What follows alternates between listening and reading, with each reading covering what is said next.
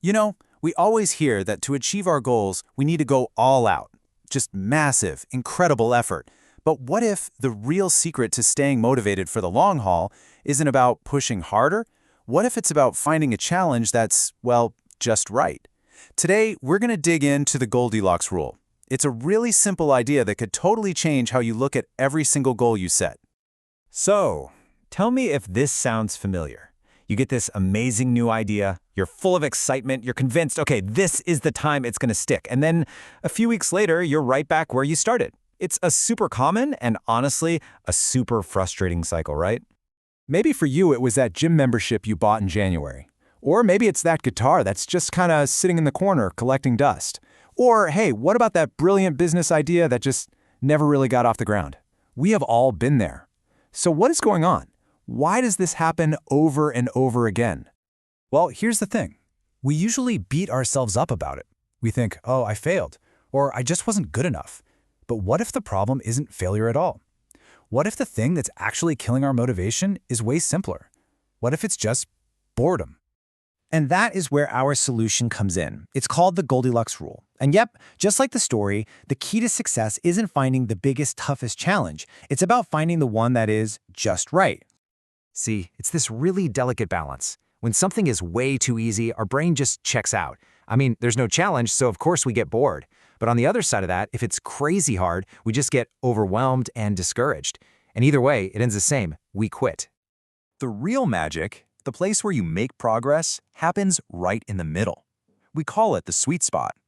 This is that perfect zone where a task is just hard enough to keep you locked in and focused, but it's still doable, so you actually feel that sense of progress, that little hit of victory.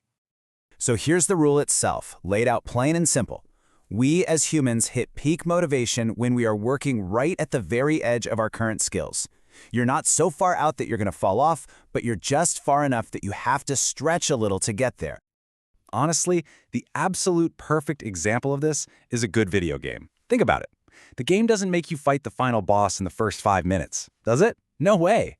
But it also doesn't leave you fighting those easy level 1 slimes forever. Each level gets just a little bit harder, and that's what keeps you completely hooked. Now, this isn't just some clever little analogy. This whole idea is backed by some serious psychology. When you apply the Goldilocks Rule, you're actually unlocking something that scientists call the flow state.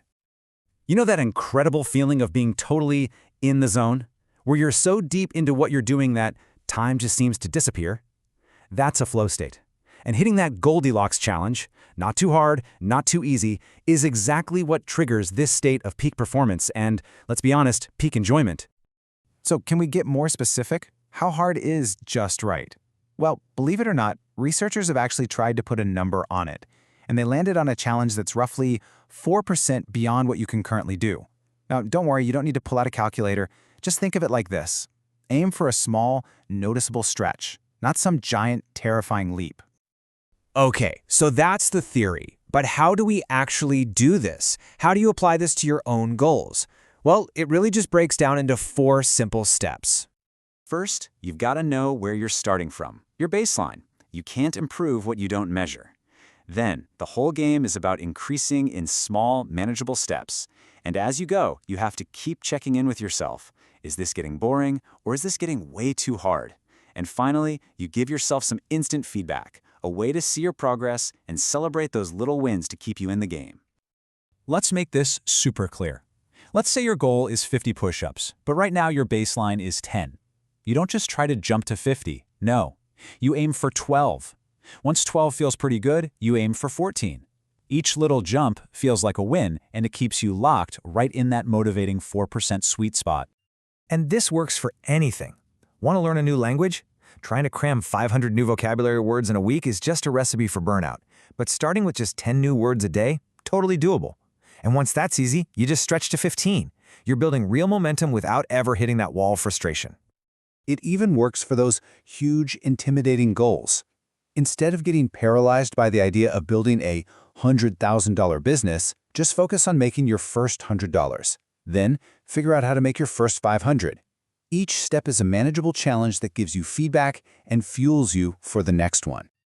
Okay, but what happens down the road? After months or even years, even a perfectly tuned challenge can start to feel a little bit routine. And this is where we face that final boss we talked about in the beginning, long-term boredom. So how do you beat it? You fight routine with novelty. You can add variety. Try working out in a different place. You can gamify it. Start tracking your streak to make it feel like a game again. But maybe most importantly, you have to constantly reconnect with your why. Reminding yourself of the deep reason you started in the first place is the ultimate fuel when things get stale.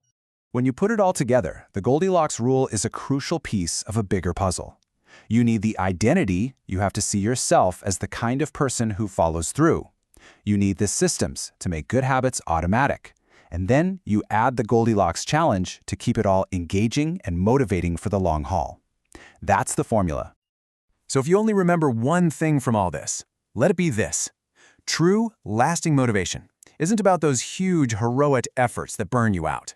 It's about the quiet, consistent discipline of finding your personal sweet spot and just staying there, day in and day out.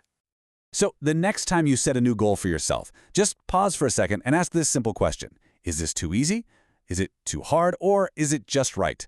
Because getting that answer right might just be the single biggest difference between quitting in 2 weeks and actually changing your life for good.